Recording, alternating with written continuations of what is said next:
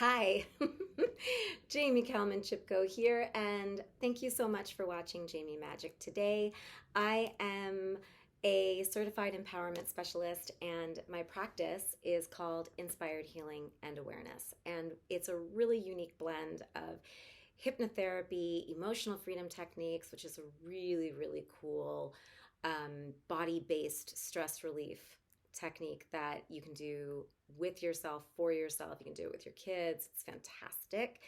And I also incorporate things like neurolinguistic programming, also known as NLP, and customized coaching. So I can help people create positive changes, sustain those changes, and also empower them in their own journey of inner healing and allowing them to be very clear about their goals and how to get there.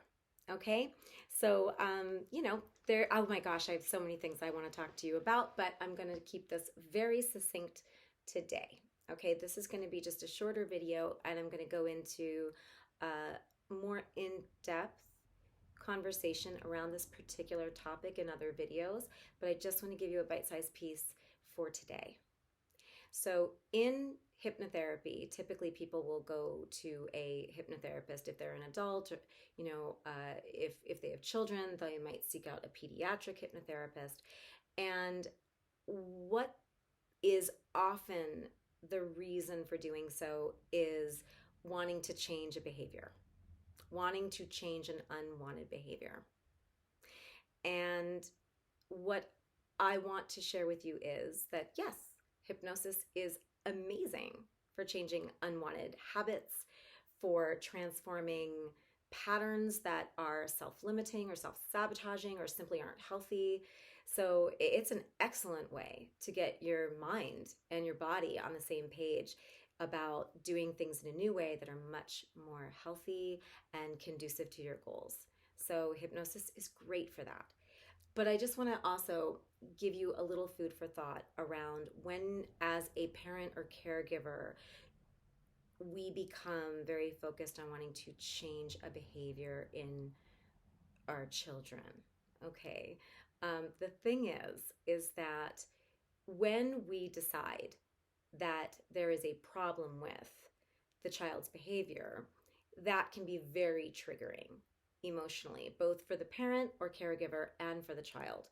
So nobody wants to feel like a problem that needs to be fixed, right? Nobody wants to feel broken. And, there's a lot of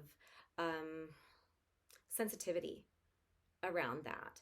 So, what I would really recommend is that if you're experiencing problem behavior with your child, whether it's they are yelling at you, cursing at you, calling you mean names, slamming doors in your face, or maybe their behavior is actually more self-afflicting in the sense that, maybe they're, chewing and biting their fingers because they're anxious. Maybe they're plucking their eyelashes or pulling out their hair, or, maybe they're sucking their thumb and you're worried they're going to be embarrassed, socially, or that they're going to get sick from putting germs in their mouth all the time, right? These are just different examples of different behaviors that we might consider problematic. I talk in another video about, a child not wanting to get off of the video game in time to come down and have dinner, and how we can approach that differently. So problem, quote unquote, behavior, it shows up in all different kinds of ways. But here's the thing. Instead of trying to fix the behavior, try to fix the communication with your child first. And by the way, this goes for your spouses, your business partners, your friendships, your family members in general. We always want to get in there and solve the problem. Human beings, we are so like, how do I solve this problem? How do I fix this, right? Anything that's uncomfortable, we want to fix it. And we actually, we would benefit a great deal from learning to get a little bit more comfortable being uncomfortable. And what that means is that we really want to be curious, we want to be open, we want to be understanding, we want to be flexible. And in doing that, I think we feel more vulnerable.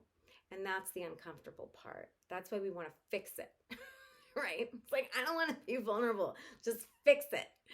So I get it. I get it. And I'm not saying that I do this perfectly, even though I've got some really, really, really groovy techniques. I have success in my family and I have breakdowns.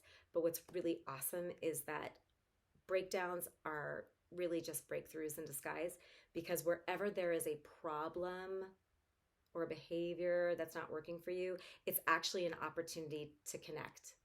It truly is. And here's why. If you can just for a moment press pause on the problem behavior and instead focus on your communication with your child, that's actually where the transformation is long term. You see, you can fix a problem in all kinds of ways, but it will probably resurface in some other way if you're just focused on the behavior. Behavior is communication. So misbehavior is miscommunication. It's the way that we communicate an unmet need or an unsolved problem. So communication, they say it's key, but it truly is the key to helping you and your child transform behavioral patterns that don't work for either one of you. But it does start with communication. So today, rather than trying to fix that problem, let's communicate about what we think the problem is. Or let's communicate about what are the feelings that we have around this behavior. So that would require you to sit with yourself, parents and caregivers, and write out or think about or imagine the circumstances where your child's behavior is triggering you. And I just invite you to get really clear about the way that you respond. How does it trigger you emotionally? What are the feelings that come up for you when your child, calls you a poopy head and slams the door in your face and all you're trying to do is like make them a bagel, right? You're like, dude, I'm just trying to make you breakfast, So what does that bring up in you emotionally, and how do you get triggered? How have you reacted in the past that did not work? And did anything work? Did you respond in a way at all in the past that you had some success? What was different about the two situations? Now, if you've yet to have any success, don't worry about it. You can learn a lot from what you have tried that didn't work. What doesn't work is actually incredibly informative. So, I like to say that failure gives us information, because we can look back and go, okay, well, why did that fail? Why didn't that connect? What's the missing piece? So look at your feelings. How are you getting triggered? And what I'd love for you to do is imagine yourself responding from like a really calm, open, understanding place, from a place of curiosity. So when your child slams the door in your face and calls you a poopy head, what you might want to do is, when they come out, okay, or when you decide to go and knock on the door and check in with them, you might say, what's going on? Those were some strong words that you used when I was telling you that breakfast was ready. And,